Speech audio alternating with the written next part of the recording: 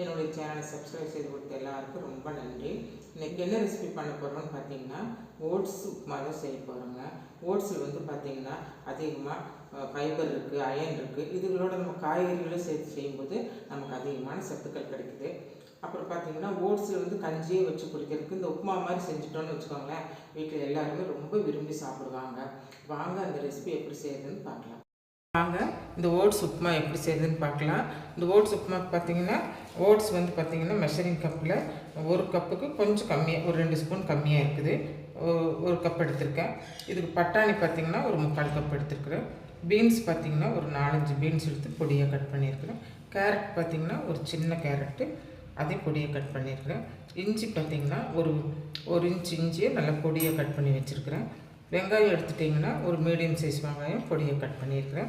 இது கூட வந்து பார்த்திங்கன்னா முந்திரி பருப்பு, காரத்துக்கு பச்சை மிளகாய், அப்புறம் பார்த்திங்கன்னா கொத்தமல்லியும் கருவேப்பிலை. இது தாளிக்கிறதுக்கு பார்த்திங்கன்னா எப்போ மிளகா கடுகு உளுந்து பருப்பு போட்டு நம்ம தாளிச்சிக்க வேண்டியதான். ஓட்ஸ் வந்து பார்த்திங்கன்னா ட்ரை ரோஸ்ட் பண்ணணும். வாசம் வர்றது வரைக்கும் வறுத்து எடுத்துக்கலாங்க.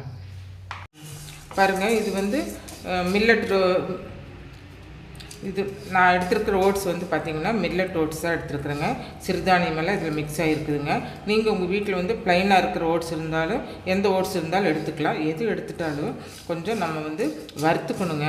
கொஞ்சம் ட்ரை ரோஸ்ட் நல்லா சூடாகிற வரைக்கும் வாசம் வர வரைக்கும் வறுத்துட்டு நம்ம இந்த உப்புமா செய்யணுங்க. ஓட்ஸ் நல்லா வறுத்தாச்சுங்க. இதை வந்து நம்ம வேற ஒரு பிளேட்டுக்கு மாற்றிக்கலாங்க. பாருங்கள், இந்த உப்புமாவுக்கு தேவையான அளவு 2 டேபிள் ஸ்பூன் எண்ணெய் சேர்த்துக்கலாங்க.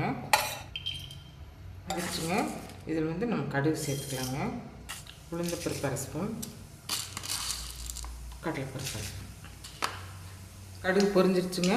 நம்ம இஞ்சி இது கூட சேர்த்துக்கலாங்க. அரைத்துக்கு பச்சை மிளகா சேர்த்துக்கலாம். பச்சை மிளகா ஒரு 2 பச்சை மிளகா எடுத்துக்கலாம். அப்புறம் முந்திரி பருப்புங்க. அது உங்களுக்கு தேவைக்கேற்ப சேர்த்துக்கோங்க. அதிகமாகவும் சேர்த்துக்கலாம், கம்மியாகவும் சேர்த்துக்கலாம். நான் ஒரு 10 முந்திரி பருப்பு சேர்த்துருக்குறேன்.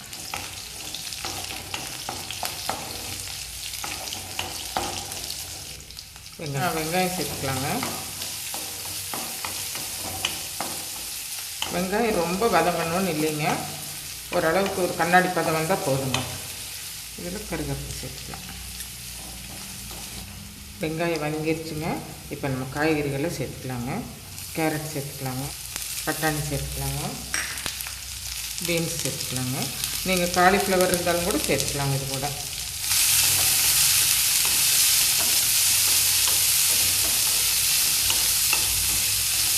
வதங்கிறதுக்கு கொஞ்சம் உப்பு சேர்த்துக்கலாங்க. காய் வதங்கிறதுக்குங்க உப்பு சேர்த்துருக்குது. அது கூட பார்த்திங்கன்னா கொஞ்சம் மஞ்சப்பொடி சேர்த்துருக்குதுங்க. ஒரு 1/4 ஸ்பூன் மஞ்சப்பொடி சேர்த்துருக்குதுங்க. அவ்வளோதாங்க. இது கொஞ்சம் எண்ணெயிலே நல்லா வதங்கட்டுங்க. ஒரு மூடி போட்டு ஒரு 5 நிமிஷம் வேகட்டுங்க. பாருங்கள், காய் 5 நிமிஷம் ஆகிடுச்சுங்க. நல்லா வெந்துருச்சுங்க. நம்ம பொடியாக கட் பண்ணதுனால சீக்கிரம் இந்த எண்ணெயிலே வதங்கிடுச்சுங்க. இப்போ இந்த உப்புமாவுக்கு தேவையான அளவு தண்ணி சேர்த்துக்கலாங்க. நம்ம இதில் பாருங்கள், நம்ம இந்த மெஷர்மெண்ட்டில் தான் கப்பில் தான் நம்ம வந்து ஓட்ஸ் எடுத்தோங்க. இதில் 1/2 கப்பு தண்ணி சேர்த்துக்கலாங்க.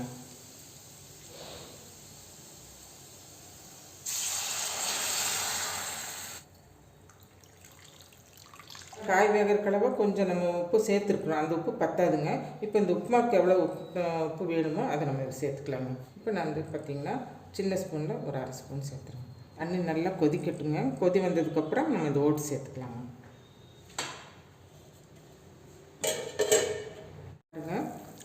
நல்லா தண்ணி கொதிக்க ஆரம்பிச்சிருச்சுங்க. நான் வந்து ஒரு 2 நிமிஷம் அப்படியே விட்டுட்டேங்க. தண்ணி கொதித்து அதுலேயும் காய் நல்லா வெந்துருச்சுங்க. இப்போ வந்து இந்த ஓட்ஸ் சேர்த்துக்கலாங்க. ஓட்ஸ் சேர்க்கும்போது பார்த்திங்கன்னா மீடியமாக வச்சுக்கோங்க. அடுத்து மீடியமாக வச்சுட்டுங்க மூடி போட்டுடலாம். ஓட்ஸ் வந்து 2 நிமிஷம் வேகட்டுங்க. பாருங்கள், நல்லா வெந்துருச்சுங்க. தண்ணியும் கம்மியாச்சு. இப்போ இந்த தண்ணி கம்மியாக தான் இருக்குதுங்க. இது அப்படியே வந்து ஆஃப் பண்ணி மூடி வச்சிட்டோம்னா நம்ம அது வந்து நல்லா புப்புன்னு நல்லா வெந்துக்குங்க. இப்போ நம்ம ஸ்டவ் ஆஃப் பண்ணி 1 நிமிஷம் அப்படியே விட்டுறலாங்க. உப்புமாவில் இருந்த தண்ணியெல்லாம் வற்றிடுச்சுங்க. இப்போ கொத்தமல்லி தழை தூவி நம்ம இறக்கிடலாங்க. அவ்வளோதாங்க, ஓட்ஸ் உப்புமா ரெடி ஆயிடுச்சுங்க. பாருங்கள், ஓட்ஸ் உப்புமா ரெடி ஆகிடுச்சுங்க. அதுக்கு தேங்காய் சட்னி ரொம்ப நல்லா இருக்குங்க. அதுவும் சூடாக சாப்பிடும்போது ரொம்ப நல்லா இருக்குங்க. இந்த ஓட்ஸ் உப்புமா குழந்தையிலேருந்து பெரியவங்க வரை யாருமே கண்டுபிடிக்க முடியாத உப்புமா ரொம்ப நல்லா இருக்குங்க. இதே அளவுகளோடு நீங்கள் செஞ்சு பாருங்கள். இந்த ஓட்ஸ் செய்கிறதுக்கு நான் வந்து மில்லட் ஓட்ஸ் தான் எடுத்துருக்குறேங்க. இந்த மில்லட் ஓட்ஸில் பார்த்தீங்கன்னா ராகி, கோதுமை, பார்லி இந்த மாதிரி எல்லா கிரைன்ஸும் இதில் சேர்ந்துருக்குங்க.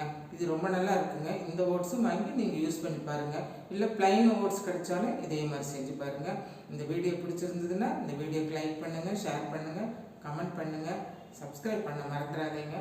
மீண்டும் ஒரு புதிய வீடியோவில் சந்திப்போம். நன்றி, வணக்கம்.